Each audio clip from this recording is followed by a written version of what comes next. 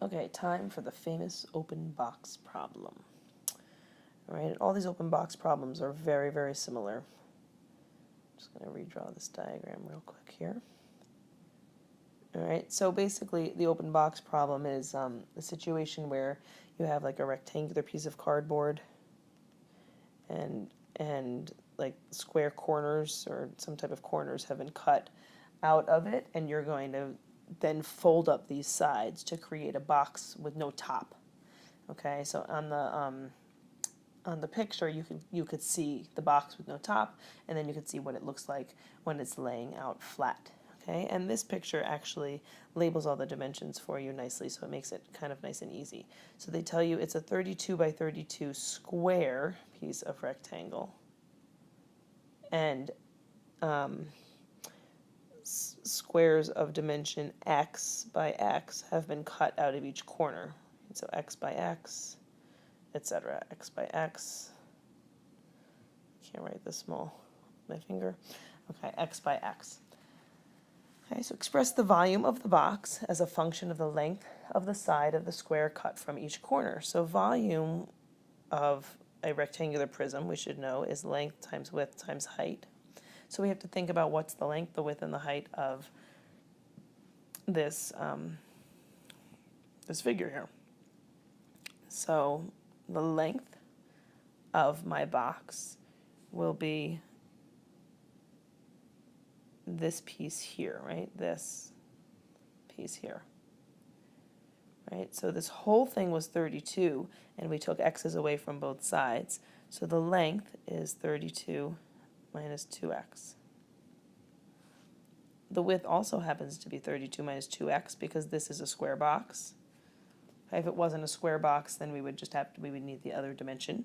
The same idea. And then the height of this box is going to be x, right? And it helps if you look at the three-dimensional picture there too, but when you fold up those sides, the height of this box, it'll be x units tall, right? So here's our volume of equation. I'm going to clean it up a little bit because we can write this as a repeated factor times, I'll put the x out front. Okay, so now its question is asking us to find v of 3 and v of 7, and what do these numbers represent?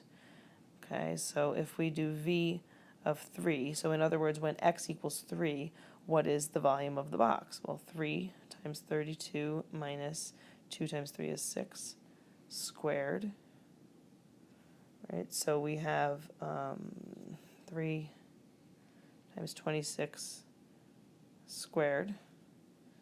Okay, 26 squared times 3, whatever that number is, represents the volume of the box if the height of the box is 3. Right? And then likewise, v of 7 would represent the volume of the box if the height of the box was 7. Okay, so now the big question with these is, what is a reasonable domain for v? Okay, so domain being x values. So what x values make sense in this situation? Take a look at that box and think to yourself, well, what is the biggest x value that I could possibly have and still have a box, right? If you look, if the length of that box is 32, well, and there's x's being cut out from both sides, right? This 32 minus 2x is going to give us a good idea, right? So if I'm taking x's out from both sides and I have a total of 32, inches worth of space, I can't take more than 16 from each side, right? Because if I took 16 from each side, I'd end up right at the center of the box. I wouldn't actually have a box. I'd just have a folded piece of cardboard, right? So it's got to be everything up to 16, but it can't include 16. So our reasonable domain in this situation would be anything from 0 to 16, right? Because we can't cut, a 0 out, but we can cut a little bit more than that. Okay, so again, this is interval notation. This isn't a point on a graph. This is interval notation. So from x equals 0 to x equals 16 is going to be my reasonable domain. And then just to sketch the graph within this reasonable domain, we'll take a look first of all at this function, right? This is v equals x times 32 minus 2x squared. Well, that's a cubic function, right? So overall, this is going to be a cubic function, but we only care about the function in this domain. Okay, so a quick sketch is going to show us, can't move this up. A quick sketch is going to show us, okay, well at 0 we have a 0 at 0. We also have a 0 at 16. We could tell that by our factored form. And so somewhere in between there, right, we know somewhere in between here is our maximum area. We also actually know that it bounces right off here, right, because that's a repeated root, but we actually don't care about anything beyond this 16 here, right? So our reasonable domain is from 0 to 16. So when we sketch this graph, we really only want to sketch this portion of it. We don't care about anything that happens beyond 16.